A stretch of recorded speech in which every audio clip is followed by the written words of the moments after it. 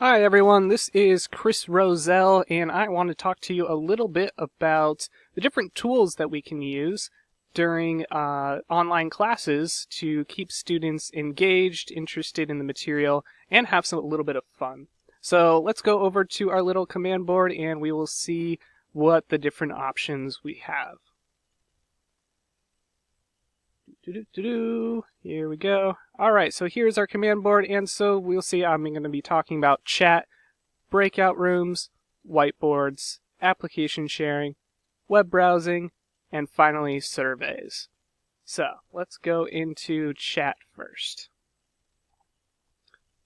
Alright, as the world loads around me and I fly over to our little signs over here, chat is an interesting tool to use because it can be done during a class. However, you can also use chat outside of classes. So my idea here is to have a chat going outside of a normal class time and then reference that or use that some way during class discussions. And another way to do it is during class discussions to have private chat rooms for each individual student. So each student will have their own little chat room that they'll be in by themselves, and they can use that to take notes during the lecture. Alright, back at the command board, time to go to breakout rooms. So breakout rooms are cool because you can send students into small groups during a class to work on different projects together or to do some small group work. Let's look at the different ways that we can do that. So my first idea is using the whiteboard.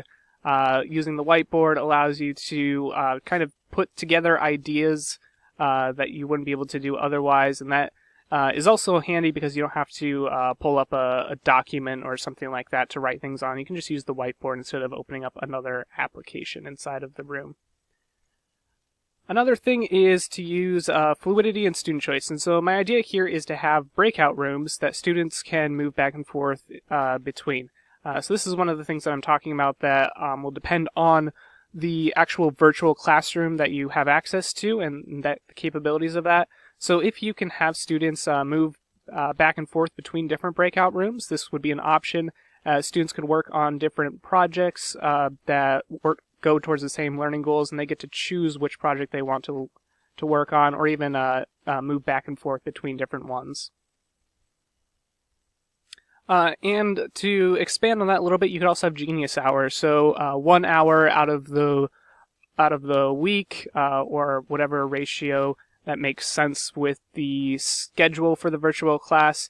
Students would have access to breakout rooms that they can work on projects together with other students that go toward learning objectives, but the instructor isn't necessarily telling them exactly what to do. They can work on something that they are interested in or have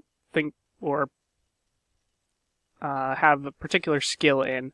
So that would be another idea for breakout rooms.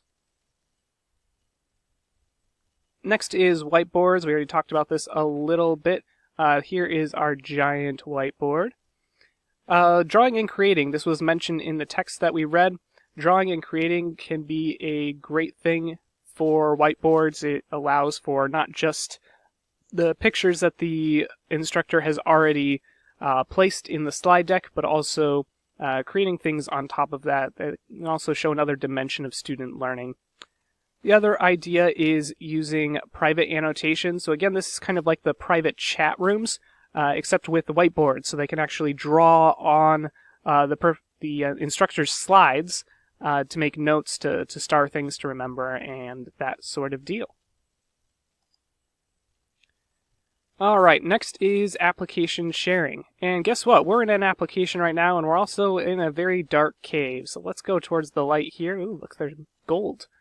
So application sharing is sharing an application, so I guess anything on the computer aside from just the learning system that is being used. So for example, Minecraft. Minecraft is an application that might be used, and there's also many other games that students can be playing together, or you could show something like this. Student-led projects is another idea here. My thought here is that a lot of different content areas have specific programs that they'll use for the that area of study. So, for example, computer science will be using coding programs, and those sorts of programs could be used within the class time. All right, next we have web browsing, which is going to overlap a little bit. So here's web browsing, a bunch of lovely trees. So you can send students to websites during breakout rooms. So again, this is using more than one option at the same time. We did this earlier in our semester with the Prezis. It's the same idea there. You can also differentiate class time with web browsing. So having different materials or sending students to different places based off of their interests or needs would be another way to use all of the different resources available online. And lastly, Minecraft is a great game that is an application, but there's also a lot of games that are available on the web browser that might even be an option for you as an instructor to have some fun while reinforcing concepts. All right, finally, let's go on to the surveys and take a look at that. Oh, we're in a village. This is fun. Let's get into this. Oh, we should see a sign up here. Surveys, polls, all those sorts of things are typically available in... Ooh, flew over it. That's all right. And they can be used for formative assessment, and I think this is probably the most common use is for assessment, but formative assessment specifically is what are the different things that can tell the instructor if they need to go over something again, did they actually listen to the directions you just told them, those sorts of things. All right, our next one's over there. Let's try to get over there. Here we are. Okay, you can also determine skill-based groups. If you're going to divide students up into groups, you could have all of the people who really like to do video recordings all go into a group together, and then their final project will be a video. That sort of idea. Okay, where is our next one? Let's try over here. Okay, I also determine readiness for class, so this would be a survey as a substitute for a getting ready slide.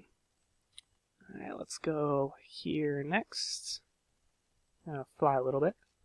And let's see, we got a chest next to this farm. What's in the chest? Whoop! And we're back. So those are all of the different options that we were given. One thing that I didn't think that the text spent enough time on, and that I find really interesting, is that the synergies or the combinations of different ones of these tools is going to be probably a really good idea. And we've seen a lot of that in our classes so far, but I think even more of that is great. So for example, having a breakout room with a whiteboard that you could kind of assess group work and how students work in group with a survey at the end of that, so they can assess their peers on how well they worked in a group. You can also use surveys to determine which breakout room each student is going to go to, kind of based off of that skill interest. Hi, cow. You can also combine chat and surveys. So you can kind of see different things based off of that. And there's like so many different things. Application sharing with chat. There's so many combinations of these different things. It just goes on and on and on and on with all the different ways that you can combine these different things together. And it's kind of just up to the imagination of the instructor of how to put all of these things together. But the point I want to stress here is that while all of these things are great by themselves, they can be probably even better with all of the other things. All right, that's all for me, and thank you for watching.